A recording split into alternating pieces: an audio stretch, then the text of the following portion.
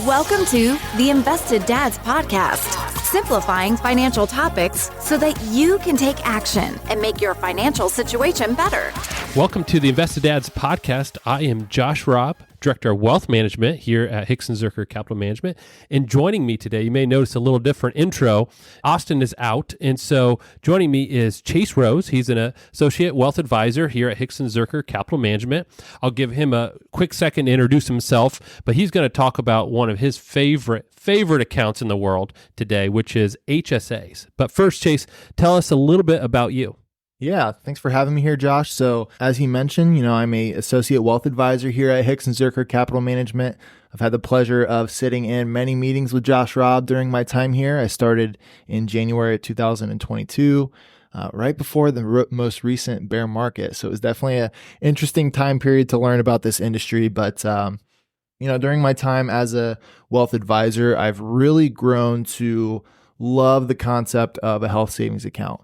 And so when I was asked to be on the podcast, I think this was the one thing stuck in my mind that I really wanted to talk about. So, if you've been a listener of this podcast since the beginning, I know I've listened to as many as I could since my time here. You probably already know what an HSA is. So I'll pass it back to you and I'll let you start with really describing what that is. Yeah. So HSA, which you said the full health savings account. So that's the short for a health savings account. And really what this is it is designed as an account to help you pay for medical expenses in a way. It's designed to motivate, give you an incentive to save ahead of time. And so the IRS has given it what we call triple tax advantaged. And so the triple tax advantage is one, you get a deduction when you put money in. So if you take money from your bank account, from your paycheck, put it into an HSA, you get to deduct that on your tax return. While it sits in there, it grows tax-free. So you don't pay any tax on the growth. And then if you use it for medical expenses, whether it's in that year or in a future year, you don't pay tax on the withdrawal. So triple tax advantage is the most efficient tax savings you have in any vehicle. So it's a great way of savings. And again, it's done as a way by the government to say, hey, they're a large medical cost. If we can find a way to encourage or motivate you to start saving ahead of time, more people will have the cash available when they hit those medical expenses. Yep. The IRS is never going to incentivize you to do things it doesn't want you to do. Right. So they've definitely placed an emphasis on this HSA because really health expenses can be one of those things that really bites you in the butt if you're not prepared for it. Yep. And when we talk about saving for emergencies, you have an emergency account. This is just another way to save for potential emergencies down the road. And maybe not even an emergency. You could use your HSA for any medical expenses. So even doctor's visits, ongoing things, you could use it for this. The other side of it is you can also invest an HSA. And so if you say, I don't really need it right now, you could invest it within that HSA account and try to grow it so you have more money down the road for future medical expenses. A couple caveats, you can use this actually for other things once you are past age 65. It turns into, in a sense, an IRA, where that if you do pull the money out for non-medical expenses, you just pay tax on it, on that withdrawal, kind of like other IRAs are. So you're not penalized for using it for other things. You just have to pay tax for it. So that's another advantage, is they give you some flexibility there. So those are couple things about the HSA. Chase, tell us a little bit about eligibility. There's some rules because the IRS says, hey, we don't want you to just go crazy and throw all your money here. So they put some restrictions on it. So walk us through that. Yeah, sure. So a couple of limitations that apply to the health savings account. One, you have to be enrolled in a HSA-eligible health insurance plan. And really what makes your health insurance plan HSA eligible is you have to meet the annual deductible requirements. So you have to be in what's called a high deductible health plan. And what makes a plan high deductible is if your annual deductible is at least $1,600 for an individual or $3,200 for a family plan. So that would meet the criteria of a high deductible plan. And there are also limitations on the upside. So if your maximum out-of-pocket costs exceed $8,050 for an individual or $16,100 for a family, if your max out-of-pocket exceeds that number, then you actually are not eligible to contribute to the HSA as well. Yeah. Oftentimes people refer to a high deductible plan, but the max out-of-pocket does apply to some people as well. Mm-hmm. And then, of course, as with all things tax related, the IRS does impose limitations on how much you can contribute to the health savings account. So for an individual, that annual limitation is $4,150. And of course, as with the other numbers, it's doubled for the family plan, so $8,300. And then luckily, if you're over age 55, can contribute the additional catch-up contributions, which is $1,000 per year. So if you're an individual and you're over age 55, you can do $5,150 times 2 for the family plan if you have 2 individuals contributing. So and the last limitation is, oftentimes, well, actually most people are contributing or paying into the Medicare plan while they're working. And so the other caveat on the health savings account is that if you have enrolled into a Medicare plan, you are no longer eligible to make contributions. So with that being said, I guess, that's those are the limitations on the HSA. One thing about that $1,000 catch up, if you only have one HSA in a family plan, you can only do $1,000, not for both of you. You each have to have your own HSA for that. So that's just one of those weird rules, which I never understood, is you're both eligible, but if you don't have your own account, you can't do the extra $1,000 for the second person. There is some math that goes into realizing, okay, what's my actual contribution limit this year? So certainly. All right. So that's the HSA, what it is and why we like it. So we're going to spend some time talking about some other ways of funding the account. But before we do that, Chase brought a dad joke that he wants to share. So we're going to do that and then get into a couple kind of nuanced ways of funding it outside of just putting money in from your bank account. Yeah. And I will say, I did run this dad joke by Austin. So it is Invested Dads. Approved. All right. So this is what I got. All right. 2 fish are in a tank. Okay. One turns to the other and says, "You have any idea how to drive this thing?" In a tank? Yeah. Okay. Because like you first think tank. Fish tank, but you're like, what are they doing in a tank? An army tank. There you go. I like it. Good. All right. So back to the HSA. So we talked about contribution limits. Yeah. So for most people throughout your working career, that just means along the way, if you have extra funds, you can add it to your checking account, or sometimes even straight through your paycheck, you can elect to have some money go into your HSA. Which the benefit of that is you avoid payroll tax. Yep. The real question is how much should I be contributing to an HSA? Yes, great question. So again, everybody's situation varies, but in general, we say one of the first things we always encourage you to do is if there's a match in your 401k, first get that match. It's free money. We've talked about in a lot of our different episodes when it involves saving, is the best return you can get on your money, because when they match your dollar for a dollar, I mean, that's a 100% return right there. Absolutely. So before you do any other savings, we always say that 401k is the best place to start saving. Once you get that match, then it comes down to your goals, right? If you need additional retirement savings, a Roth IRA is a great way to save because of its tax-free growth in the future. If you have short-term goals, like saving for a down payment on a house, a taxable investment account because it gives you the most flexibility. But outside of that, this HSA, because again, it's triple tax savings, and the flexibility to, one, get tax-free withdrawals for medical expenses or grow it for future needs and have the limitations removed at retirement, gives you another big reason to save in here. So this is one of those top accounts that after you get that match, it moves up to the top of the list as one of the great places to start saving. Yeah. And obviously the brokerage account is the exception, but when you're looking at your 401k and you're looking at your Roth IRA, those are most efficiently used when you're retired. Yes. You've reached the age of 59 and a half and you can access those funds penalty free. But for the HSA, not only can you save for the long term and for retirement, but you can also use it in the short term as well. Yep. If you're using the HSA for qualified medical expenses, there are no penalties associated. It doesn't matter what age you are. Correct.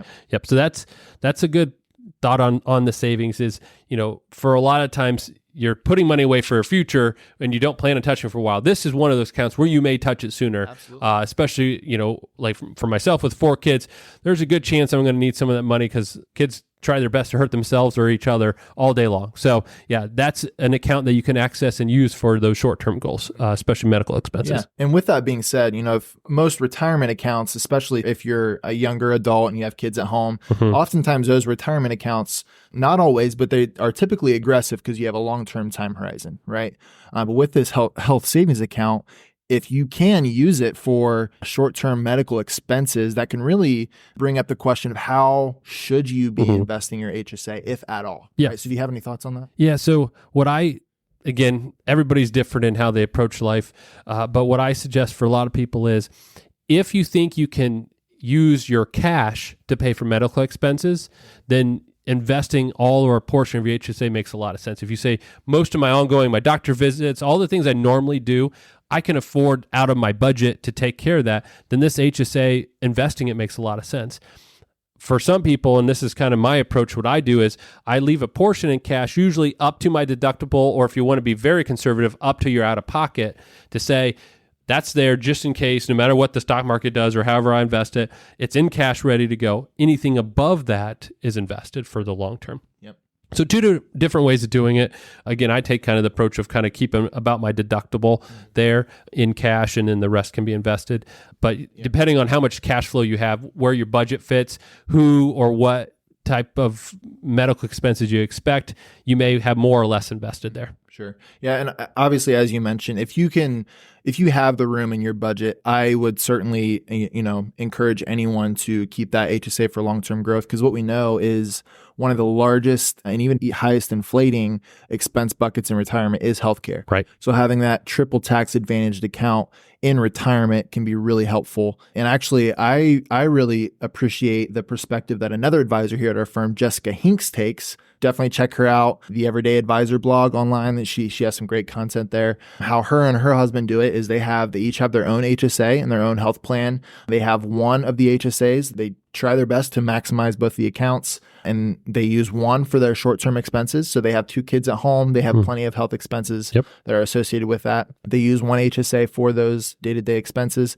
And then the other HSA they're contributing to, and they're keeping it for the long term, because they know, as I just mentioned, in retirement, they're definitely going to be happy that they have that account in place. So that's definitely a great approach that someone has taken that I really appreciate. Yeah, kind of splitting the difference between the two. Yeah. All right, so now let's talk about a couple of nuances when it comes to contributions. All right, so you have something you wanted to highlight as a possible way of getting money in certain time periods that may make more sense than just through cash flow. Yeah. Oftentimes when we have retirees that we work with, and this is something that we've had the conversation with clients, oftentimes people might think, okay, if I'm done working, I'm done with the HSA, right? The balance is what it is, and I'll have that for the remainder of my life. But you can continue to contribute to the HSA as long as you are not enrolled in Medicare, and as long as you are enrolled in the HSA-eligible health insurance plan. As we mentioned earlier, there's also a couple moves that you could take advantage of. The first one being there is something known as the one-time IRA to HSA rollover. Essentially what that means is it's subject to contribution limits, right? So whatever your contribution limit is for any given year, that's the maximum amount that you can roll over. But the idea is you take dollars from your pre-tax IRA or 401k and you roll those into your HSA. So you're making a contribution, and that is not a taxable event. So you're not generating income on your tax return, and you're not getting the deduction as well. It's simply just one IRA to HSA, which is really great because when you think about the pre-tax assets that you have saved up, you can access those, but you're going to pay tax on them. Right. And so if you make that rollover into your HSA, you can access those funds for medical expenses tax-free. So you're essentially getting the deduction into the IRA. If you roll it to your HSA at some point, then you're getting that tax-free out as well, which is really great. There's a couple of caveats to that. So there's what's known as a 12-month look back. So if you're going to do this one-time rollover, you must maintain your HSA eligible plan for 12 months to the day after you process the rollover. And you also can't go on to Medicare either, right? So if you're past age 64 and you're going to be enrolling in Medicare at 65, you probably shouldn't be doing that one-time rollover because you'll be subject to tax at that point. Yeah, what happens is it then becomes a taxable distribution, and then you have to pay income tax on that. Yep, exactly. So there's also definitely ways to get dollars into your HSA as long as you're not on Medicare and as long as you're in the eligible plan. We oftentimes will advise someone if the rollover doesn't necessarily apply to them or if they've already done it, because you can only do it one time in your life. It's a one-time thing. We'll encourage someone to take a withdrawal from their IRA or their 401k. That's going to be a taxable withdrawal. So you're going to have, tax owed come tax time if you don't withhold taxes. Then turn around and make a contribution into your HSA at that point. Right. So it's a similar concept to the rollover, but the only difference is that you're showing the income on your tax return, but you're also getting a dollar for dollar deduction, assuming the limitations apply and all that stuff. So if your annual limit is $5,000, you could take $5,000 out of your IRA, shows up as income, but you get a dollar for dollar deduction on your Schedule 1 when you make that HSA contribution. So essentially no taxes owed. Yep. That's one, and we would encourage you to make sure you talk with a financial and tax professional before doing that. But we've found that that is an option for a handful of people, really between that 59.5 and 65 when you go to Medicare.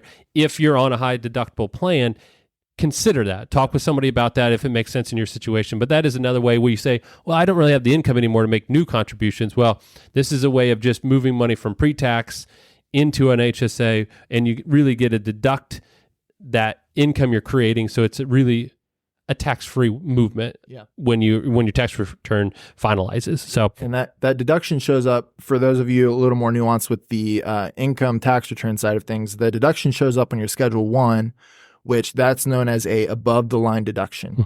So your adjusted gross income on your tax return boils down to your state tax return, and then from there to your local tax return as well, right? So you're getting that deduction before your AGI is calculated. So you're actually not paying tax on that withdrawal at the state or local level as well, which is definitely helpful.